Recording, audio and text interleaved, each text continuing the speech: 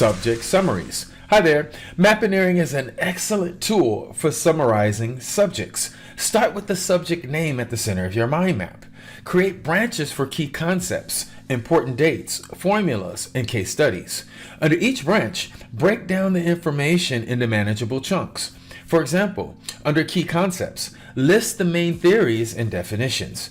This visual layout helps you see the relationships between different parts of the subject, making it easier to understand and remember. Regularly reviewing and updating your mind maps can enhance your grasp of the material. Can you dig it?